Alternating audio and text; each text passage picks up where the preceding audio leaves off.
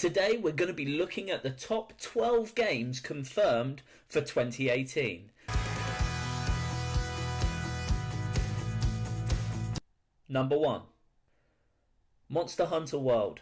Now, Monster Hunter World I've played a lot over... Well, that's a lie. I haven't played Monster Hunter World. Monster Hunter, I've played quite a bit over the past few years. I love it. It's such a different game and genre where you have to hunt these monsters, and there's... it's a very different type of game. It hasn't really kicked off over in the West as much as it is in Japan and the East as well, and it seems to work really, really well over there, and they love the concept. Monster Hunter World builds on that, but with new 4K and HD graphics on the Xbox One, PlayStation 4 and PC. We should see some really amazing creatures. Some of the trailers already look fantastic for it, and it's one of my games to watch for this year. Number 2.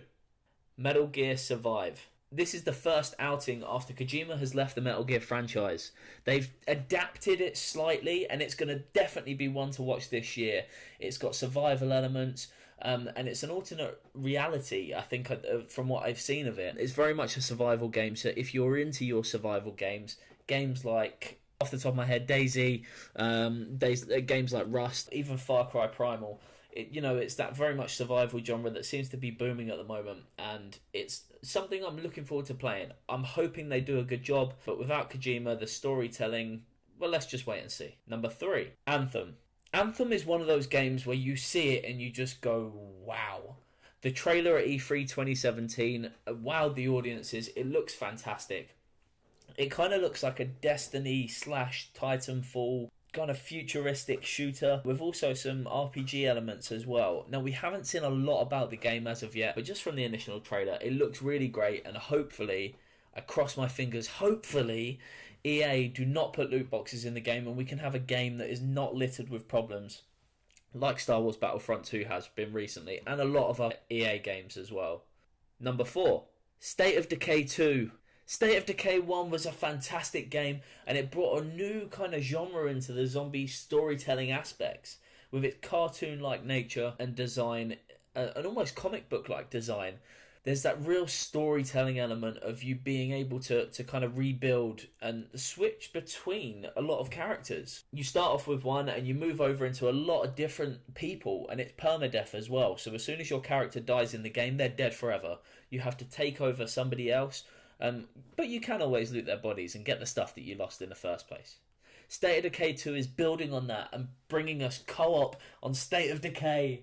Yes, this is what we wanted since Undead Labs announced Class 4, I believe the name was, 3, 4, 5 years ago, which was actually going to be an online multiplayer game, and then it kind of transferred into State of Decay as we know it now, and they're starting to rebuild that into State of Decay 2, which should be a really, really good game. Number 5, Sea of Thieves. The E3 trailer for this blew my mind. A pirate game where we could play with our friends, explore the 7 seas. Well, it's probably not 7 seas in the game, but explore the seas, have a good time, get killed by sharks, and really search for treasure online with other people. And it brings that real competition and pirates, and you have your own ship and you can captain it. And this is definitely one of my games to watch. I believe it's Xbox exclusive to start with. I'm not sure if that's forever. But hopefully we're all able to play this game. It looks great. Number 6, The Crew 2. The Crew was a good game. It just was. I love the racing aspect and the online MMORPG elements of the racing game as well, which we haven't really seen before. Allowing us to traverse across the states and really travel in our cars with our friends, with the MMO side of things, and really being able to enjoy the landscape around you and drive for miles and miles with lots of different races, lots of fun, and hopefully they can build on that in The Crew 2, especially as now we're going to start to see some more elements. There's going to be some boat races, some flying, and it's just going to be a hell of a time. I'm hoping that they build on something that Test Drive Unlimited do and add a casino. I think that would be a fantastic aspect to the game, and it would be really, really interesting to see how that would play out. This is definitely a game that we should be playing in 2018, guys. Number 7, World War Z. The film was good. Brad Pitt was alright in it, but the film and the book are very, very good and very interesting on how they tell the story of zombie apocalypse in kind of the modern day world. How each nation deals with the problem, how many zombies are attacking you at once, and it brings a different aspect to the zombie genre that I know and love. World War Z, the game, looks great, and just the sheer amount of zombies that they have on the screen, it seems to be like they're being able to have these dynamic events and dynamic situations that really kind of grow on you as it moves. I'm really excited to see the storyline of this, and this is definitely a game I'm going to be purchasing. Number 8, Shenmue 3. Shenmue was the creator of the open world RPG games. I'm just going to let that sink in for a moment, guys. It's quite a big statement.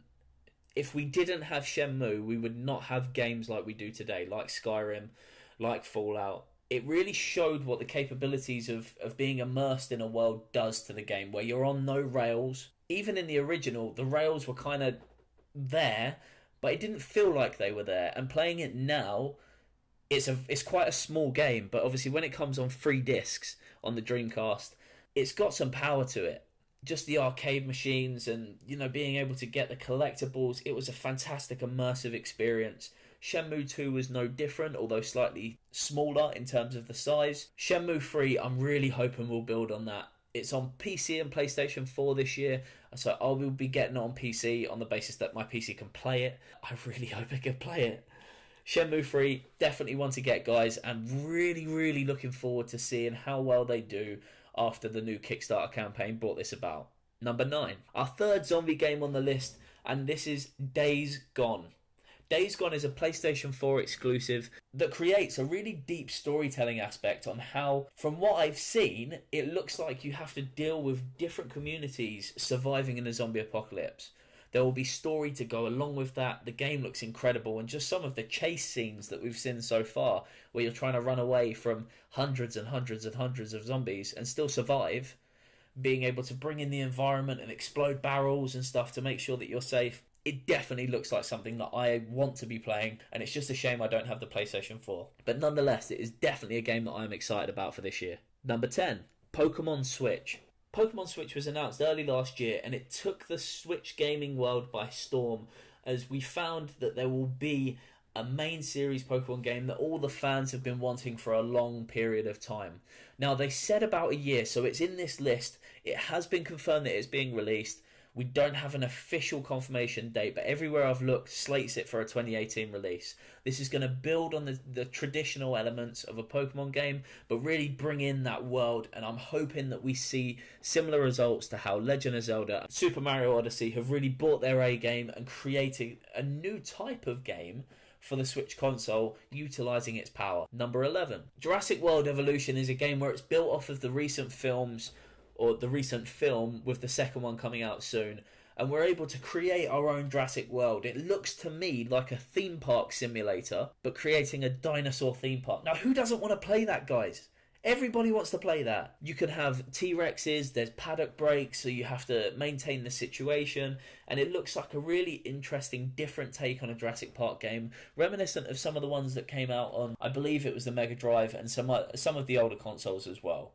Really looking forward to seeing this, and I love Ark Survival Evolved, so if I can get where I can then create a theme park in this game from those dinosaurs, obviously not the ones from Ark, but the ones in the game, that would be amazing. Number 12. We've waited for it, guys. It's here. It is coming. Red Dead Redemption 2 is coming. The first game was 10 out of 10. Rockstar built this game for the pure purpose of living your cowboy fantasies, and that sounded weird, and that was probably not what I meant to say. Anyway, moving on from that. The game was incredible. We had a real open world aspect, and it's the first time we've had a no rails version of a Western game. We had similar to Gun, which was a very good game, and I really thoroughly enjoyed that, playing that on the PlayStation 2 years and years ago. But Red Dead Redemption really brought that out with its unique storytelling of John Marston and his movement away from the life of crime and into a happy family life. With some problems along the way. It's not as simple as that. There's no spoilers to be had here. Red Dead has been out for many, many years, but it has a fantastic storyline, and the trailer that we've seen for Red Dead Redemption 2 looks amazing. It looks like we're going to be part of Dutch's gang as well, where we're able to live that criminal life. I'm hoping that they also do something where we can play more than one character, similar to GTA 5 from the previous Rockstar game. We can see the different stories that are told in the West.